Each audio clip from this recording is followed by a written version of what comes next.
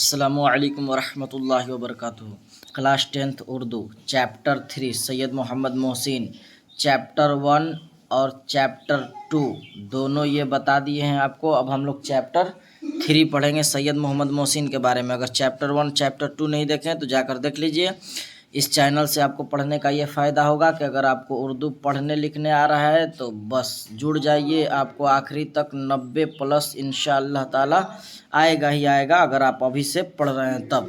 चलिए अब हम लोग वीडियो को शुरू करते हैं।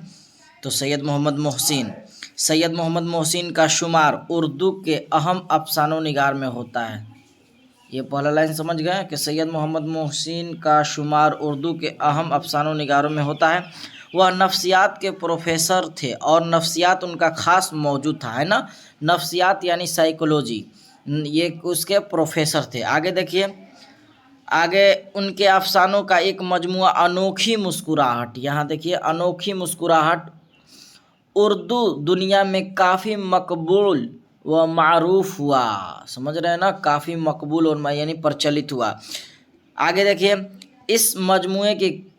इस मजमुए की बेशतर कहानियाँ नफ्सियाती नौइयत की हैं। ख़ास तौर पर अनोखी मुस्कुराहट डॉक्टर मोहम्मद मोहसिन की एक ऐसी कहानी है, कहानी को ही अफसाना कहा जाता है, जिसकी ज़िक्र किए बगैर उर्दू अफसाने की तारीख शायद मुकम्मल नहीं हो सकती। देख रहे हैं, किसके जिक्र किए बिना? अनोखी मुस्कुराहट, ये एक ऐसी कहानी यानी अफसाना है। ठीक, अब चलिए अब हम लोग आगे बढ़ते हैं। ये क्या लिखे हैं? ये तो फरार लिखे हैं, लेकिन इनकी क्या मजमुआ के बारे में बताया जा रहा है। चलिए अगला देखते हैं। डॉक्टर मोहम्मद मोहसिन की पैदाइश 10 जुलाई 1910 ईस्वी को पटना में हुई। याद हो गया। उनके वालिद का नाम सैयद मोहम्मद रशीद था। वालिद का नाम क्या है? सैयद मोहम्मद रशीद। मोहसिन साहब ने 1926 में राम मोहन राय सेमिनरी पटना से मैट्रिक का इम्तिहान पास किया। कब मैट्रिक का इम्तिहान पास किया? 1926 ईस्वी में। 1928 में पटना कॉलेज से आईए। 1931 में नफ्सियात के साथ बीए ऑनर्स का इम्तिहान पास किया।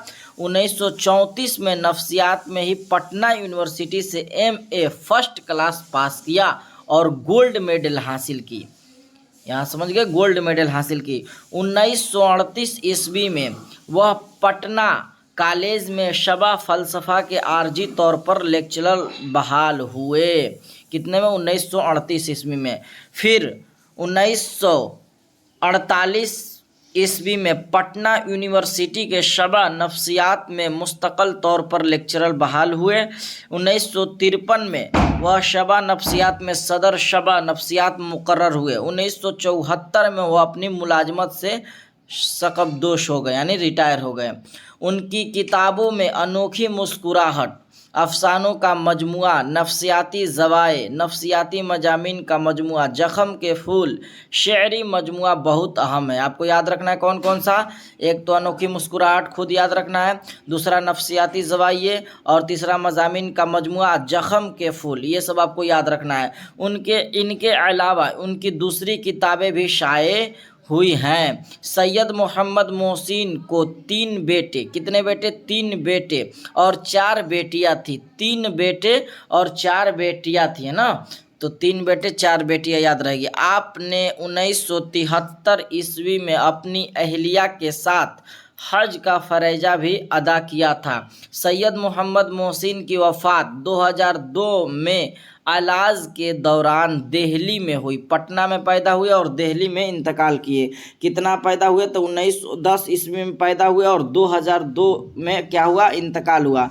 पटना में पैदा हुए और दिल्ली में इंतकाल हुए।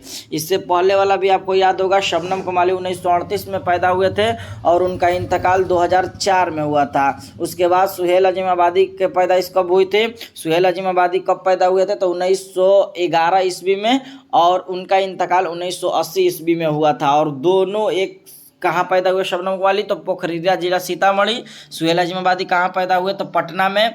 और ये भी कहाँ पैदा हुए डॉक्टर मोहम्मद मोहसिन, तो पटना में। ये सब आपको याद रहेगा, तो यहाँ से सवाल आपको देता है। तो ये रही ये सैयद मोहम्मद मोहसिन के बारे में।